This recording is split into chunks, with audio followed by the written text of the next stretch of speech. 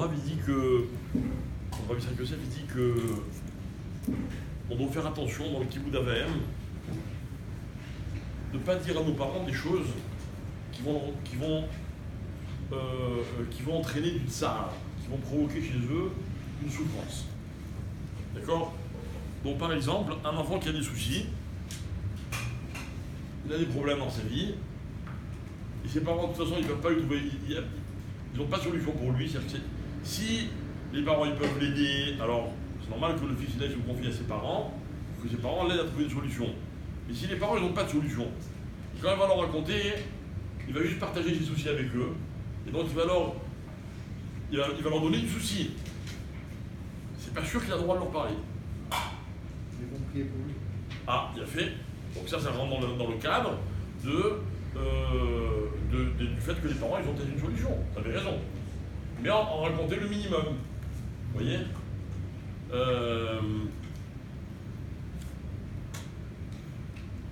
Après de ça, il pose une autre question. Il dit si un fils il sait que son père, Chas Shalom, il est atteint d'une maladie grave, est-ce qu'il a le droit de dire à son père qu'il a cette maladie? C'est-à-dire que, c'est la question à l'envers. Il dit est-ce que le fils il a le droit d'annoncer à son père, voilà, tu as telle maladie, donc du coup le père, évidemment, il va être médecin. Lui il dit que non, il dit que c'est assourd. Il dit assourd de dire que des enfants disent à leurs parents qu'ils ont comme maladie. Après il dit, et pas seulement les enfants, quoi, de façon générale. Si moi je sais, si j'envoie quelqu'un, c'est pareil. Faire en sorte que les parents ne sachent pas pour pas qu'ils aient de ça. Bon, évidemment après, c'est deux approches très différentes. Est-ce qu'on dit un malade, est-ce qu'on dit pas un malade? En tout cas, je trouve que l'idée elle est intéressante. Après, il parle de la mitzvah d'habiter en Eretz Israël. Il dit, si un fils veut faire sa aliyah, il veut habiter en Israël, et ses parents ils veulent pas. Est-ce qu'il doit écouter ses parents ou pas? Non.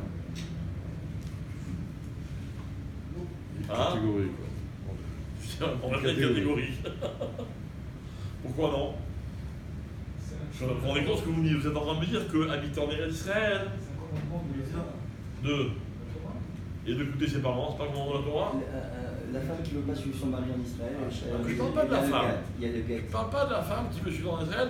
Vous avez déjà vu un cas comme ça, vous, qui s'est produit? Donc il y a des choses aussi qu'on n'applique pas. Hein? Mais les parents, c'est pas une mitzvah de les écouter à eux aussi? Le Shabbat, c'est lui. Le Shabbat. Au pot, c'est-à-dire que ce que vous êtes en train de me dire, c'est que habitant en Eretz Israël, c'est comme si mes parents me disent ne fais pas Shabbat. Donc tous les juifs qui habitent dans son Sahara, c'est comme s'ils ne faisaient pas Shabbat. On dit quand même qu'ils sont pas de vie. Vous habitez où, vous? Alors Alors les Massés, le Rav il est possèque. Bon, maintenant, il est possèque comme vous. Il dit mitzvah d'habitant en Eretz Israël, c'est doré, ça repousse le kiboud avem. D'accord? Repousse le kiboud avem.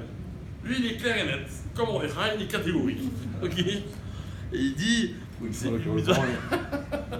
père il est mitnagel, dans le cas où il ne va pas faire kiboud avec puisqu'il n'est pas là-bas. Dans le cas où le père est mitnagel. Mitnagel.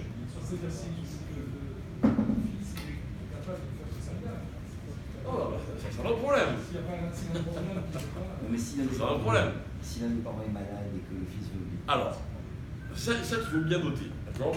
Il faut bien noter qu'après, chaque cas qui sort, on va dire, du cas classique, machin, il faut demander à un rave.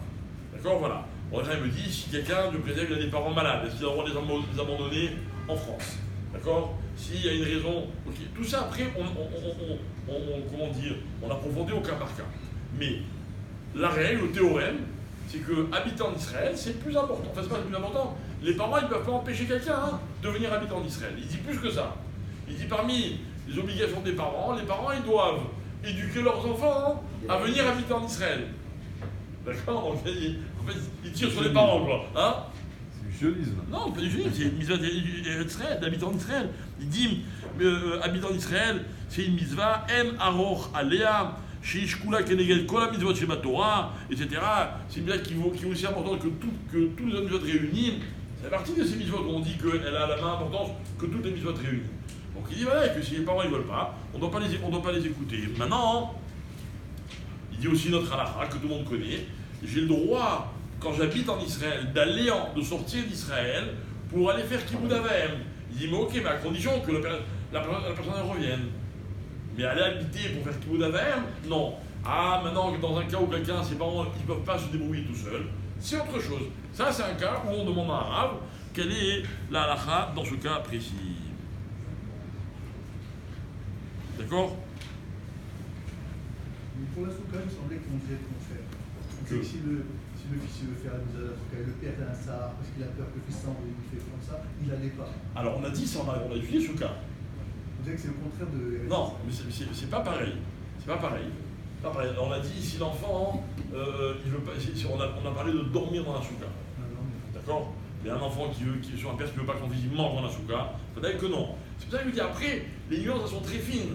C'est pour ça qu'on a des rabbinim qui nous disent dans chaque cas, quelle est la halakha. D'accord? En tout cas, dans ce cas-là, je vais dire pour moi, il est clair. Et évidemment, c'est à retenir. Et c'est tellement important qu'on va s'arrêter là pour qu'on puisse l'intégrer pendant 24 heures. Voilà.